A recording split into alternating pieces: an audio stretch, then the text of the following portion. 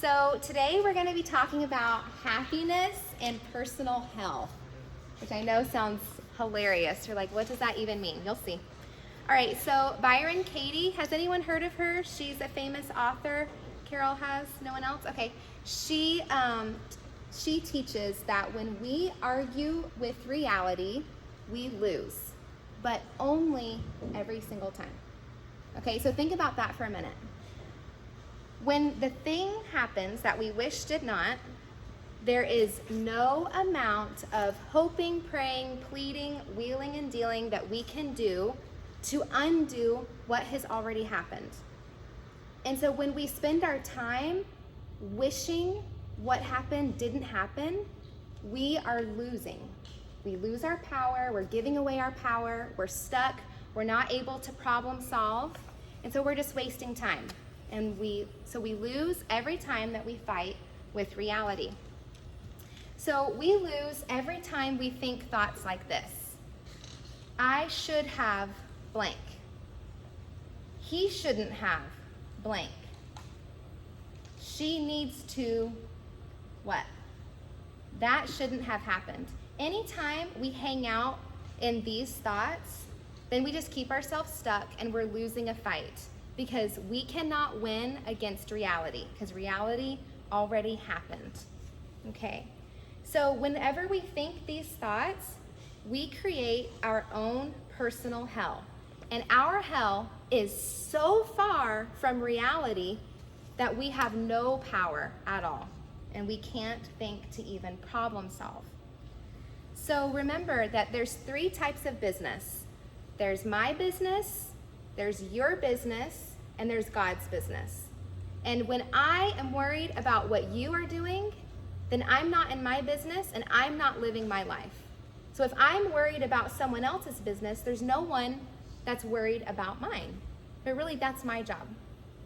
My business is my job, your business is your job, and then God handles all the other things. Okay?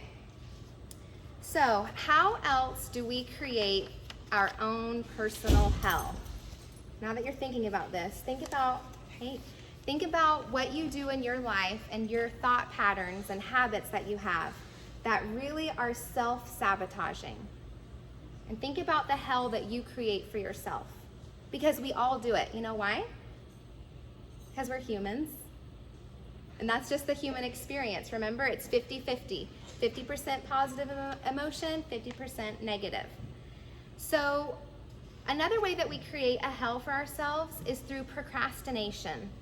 Every time we have the thought, oh, I should go do the dishes right now. And then we think, I'll just do it later. The time from now till we do the dishes, we're creating hell for ourselves because it keeps nagging at us, and then we feel guilty because we're not doing it, and maybe we shame ourselves like, oh, I should be doing it, but I'm just going to be lazy right now. So we just create our own hell whenever we procrastinate. From the time we have the thought to do it till the time we get it done, it's kind of miserable, okay? So last year I was coaching a client and I noticed that this person is uncomfortable being comfortable. And it was like this huge aha moment. Fast forward a few months and I realized, oh my gosh, that is me. I am doing that. I am uncomfortable being comfortable. And I have 3 examples for you. So let's get real personal. Example number 1. I am a type A, busybody, go, checking things off my to-do list. So at the end of the day, when Jesse's like, Jana, just come sit on the couch with me, just watch a movie, I'm like, ugh, it makes me shudder. I hate it because I think I don't deserve it. There's not time for that. I could be doing this, or this, right? And so I'm uncomfortable being comfortable, relaxing. Number 2. So I was driving around a 14-year-old car that was in the shop a lot, and Jesse said, I'd like to buy you a new car. And I was like, no, you can't do that. I mean, I cried and I was like, no. I freaked out, and he was like, usually when someone says they want to buy you a new car, the person's happy. What is wrong with you? And I'm uncomfortable being comfortable because what will people think if I have a new car? That's crazy. Like, why would I deserve that? I am a stay-at-home mom. Like, I just had all these reasons because I'm uncomfortable letting myself and allowing myself to be comfortable. So I just create this hell for myself. Third example. If Jesse and I are driving more than, I'd say, an hour together, I'm gonna pick a fight. I don't know why. It's so weird, but I noticed this pattern because I thought, why do we always fight on road trips? And the girls are doing their thing, they're in the back watching a movie, they've got their headphones on, they don't know what's going on, right? See, they're in their own world. And so then I realized, whoa, we are stuck in this pattern, and it's like a dance. And we're just so used to doing this dance that it feels comfortable in a way. And so then I pick a fight. Why?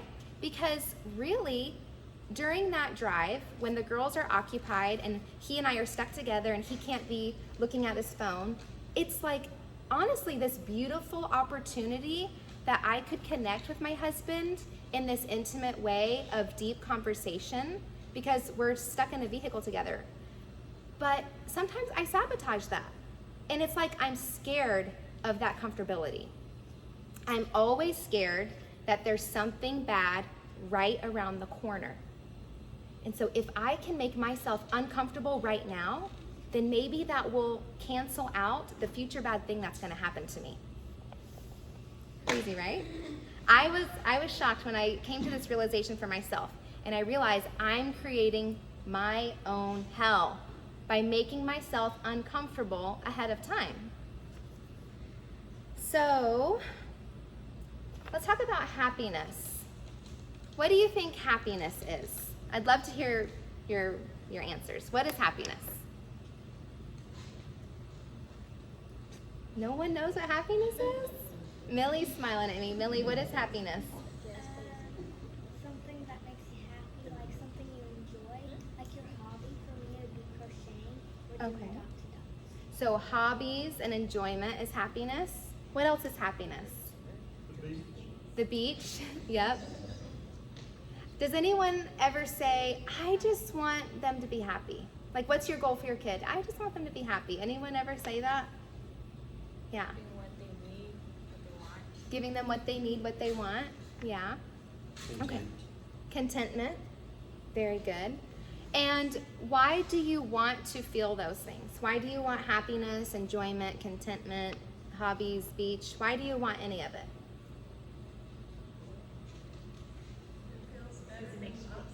It feels better than the opposite. And what was that? It just makes you feel good. It makes you feel good. I think it gives you a more positive outlook. It gives you a more positive outlook. Okay, good. So if we were looking at the model, CTFAR, we can see that happiness is a feeling. So we know that our thoughts create our feelings, and our feelings are the fuel for our actions. So if you want to feel more happiness in your life, all you got to do is think happy thoughts. But maybe you don't really want to be happy all the time. Because if happiness is our feeling and that's our fuel for our actions, if we're feeling happy, it's maybe our actions are more like, let's just chill and relax. It's not very motivating to like get something done. Like if you have a goal, happiness isn't really the feeling that you want to fuel you to get you to accomplish that goal. So happiness is great and it does feel good, but we actually don't need to feel it as often as we think we need to, as often as we think we should, right? And you know that your thoughts create your feelings. So if you just thought happy thoughts, you could feel happy. But let's be honest, we don't always want to be happy. When there's murder and rape and abuse and illness and death, we don't want to be happy about that most of the time. Am I right? Okay. And why is that? If we were happy about it all the time and we didn't experience a negative emotion, we wouldn't be a human. We would just be a robot or a Stepford wife. So we want to experience the negative emotions because that is what gives us this human experience, and the negative emotions are what help us experience even the acknowledgement of a positive emotion. Because if we felt positive emotion all the time, if we felt positive emotion all the time, it wouldn't even feel positive because we wouldn't know the contrast of the negative emotion. Any questions so far? Okay. So think about it when you're reading a fairy tale to your child and it says, the very last line, what does it say? Happily ever after. Yeah, the end. Why isn't there another chapter all about how they lived happily ever after? And then they woke up together and they sang a song. It was a beautiful duet. And then they went out for breakfast and they took a walk. Like boring, boring, boring. You do not need a whole chapter of happily ever after because it's so boring. Why is that funny? Okay. Okay, like the whole story leading up to the happily ever after is full of ups and downs and twists and turns, and that's what makes it exciting. And that is our life, right? All of our lives are full of ups and downs that we can't even imagine for each other. Like, I can't even imagine your struggles, and you have no idea what's going on over here. Like, it's crazy. But that is what makes our life so full and rich and well-rounded. And that's what makes us truly appreciate the good when it is good. Because sometimes it is good. It's not all bad, thank goodness. So if you want more happiness, we need to be able to accept the 50% negative when it comes up. So we create a lot of unnecessary unhappiness for ourselves whenever we wish we weren't feeling this way. Like when we're having a hard time in life, and that's, okay, so let's say we have a trial, okay? But then we wish we weren't having the trial. So we're like adding on this negative emotion on top of it and wishing it was different and resisting it.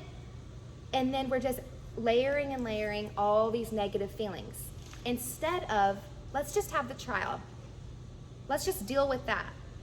Let's just say, okay, this is my life right now. Now what?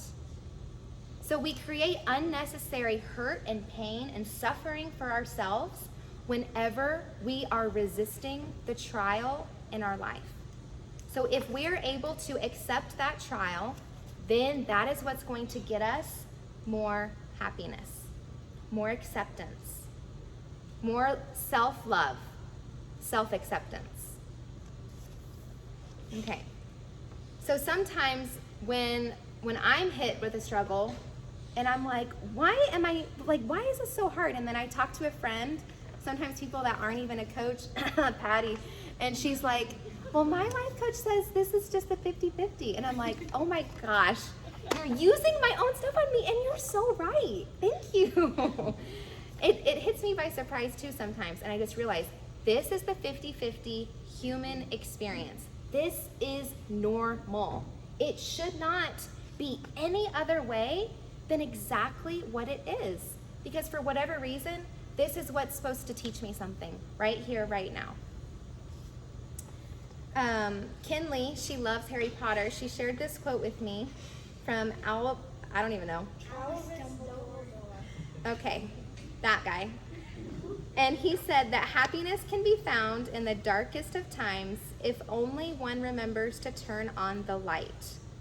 So that quote is so applicable to what I was saying about how we have the trial and then we wish it wasn't there and we resist it. Like if we just turn on the light and just know like this is normal. This is perfect for me right now.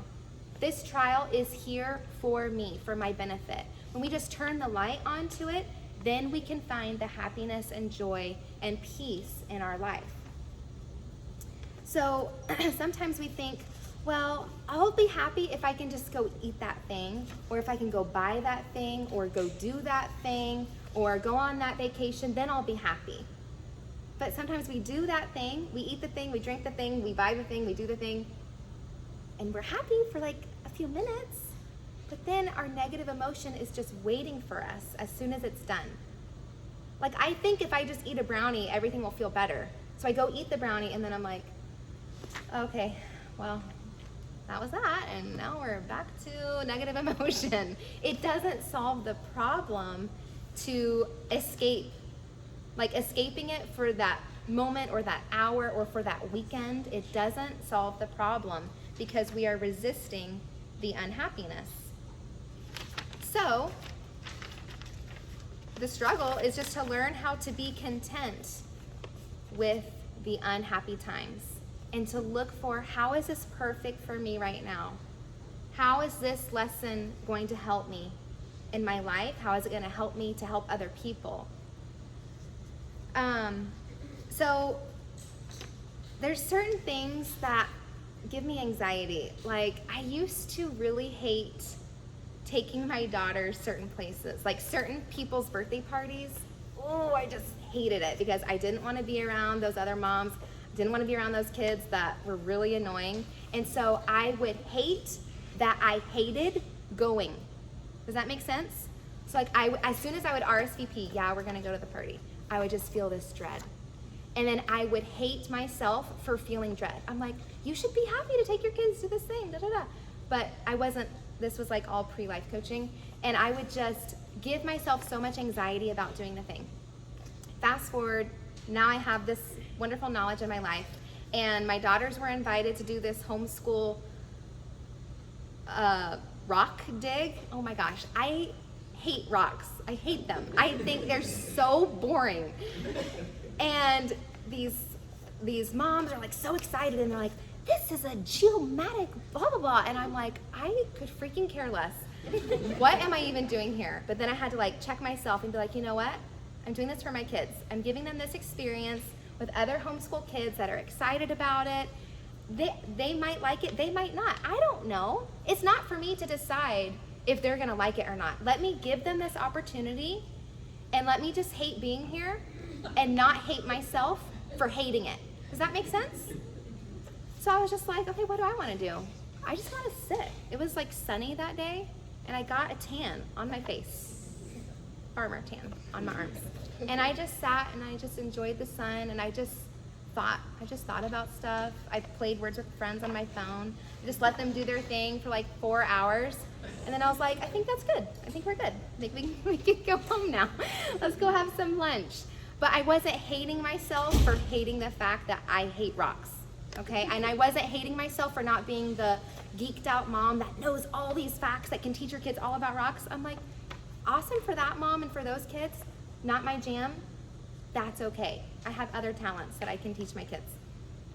Okay, so when you think about how life is the 50-50 experience, 50% positive emotion and 50% negative, you might be thinking to yourself, but Janna, actually my life is more like 80-20.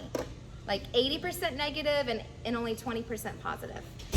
And you're like, so something's not right here. My life must be wrong. No, you're just indulging in negative emotion. So you know how sometimes we like to indulge in food, meaning we have too much than necessary? We do the same thing with negative emotion. Sometimes we indulge in the negative thoughts and for some reason it feels good. For some reason it's comforting. Just like how I told you, like it's comforting for me to just pick a fight with my husband and just to be miserable on a road trip. It's weird, it doesn't make any sense, but when our brains are stuck in that habit, then we just keep creating it for ourselves and we keep creating this 80% negative versus the 20% positive. So if you feel like things are out of balance for you, check yourself. How are you indulging in negative emotion? So if you want to keep those indulgent emotions, that is totally cool. You can. I do not care. Because sometimes I want to indulge in negative emotion. Sometimes Jesse says, why are you choosing to act that way? And I'm like, because I want to. Sometimes I just want to be mad. That's just how it is sometimes. And I don't need him to try to talk me out of it. Just let me be mad right now or let me be sad. It's kind of like, remember me telling you, if your child is crying and you're like, don't cry, are they like, okay then, okay, I'm all better. No, it doesn't make them not cry. And it's the same thing, like if I'm mad or I'm sad and Jesse's like, why are you doing that? You know what, I just want to. So just let me be. So if you want to let yourself indulge in those emotions, go for it. I do it too. And whenever we are creating this personal hell for ourselves and we realize it, it helps us to have compassion on other people. I have created my own hell on a daily basis for 34 years.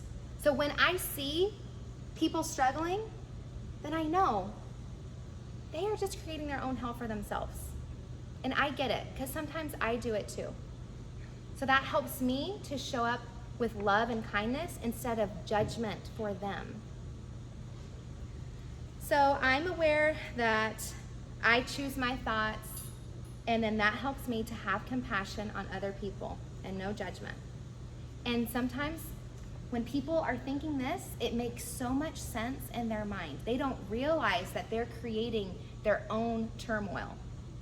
And that's okay, because for a long time, I didn't realize I was creating it for myself either. And people hurt. And hurt people hurt people. When someone hurts you, it's not because they're having a great day. Y'all know Melissa McCarthy, the plus size model actress? So she talks about how people troll her on the internet for being plus sized, and they say terrible things about how she should lose weight, blah, blah, blah. And she's like, you know what? No one is having a great day and then decides to troll me and say that stuff. So she is able to have compassion on them. She's like, they must be pretty miserable, because if they weren't miserable, they wouldn't be attacking me. And so I want to challenge each of you to think about that hurt people are the ones that hurt others. And when you see people doing that in the world and you're watching the news or you're hearing gossip or whatever, just know they're hurting in some way. That's too bad for them. And so we can just let them have their hurt, let them have their pain, their suffering, let them create their own hell with their thoughts of what, he or she should or shouldn't be doing. Just let them have it. That's the nicest thing you can do for them. Another helpful thought is just like me. So when I think that person is gossiping about them, oh, just like me, because I do that too sometimes. Or that person is overindulging, oh, just like me, because I do that sometimes. So whenever you catch yourself judging what people are doing, just bring it back to yourself, to your business. Because remember, there's their business, there's God's business, there's your business. Bring it back to you and be like, oh, they're doing that just like me. Because we're all humans, we're all doing our best every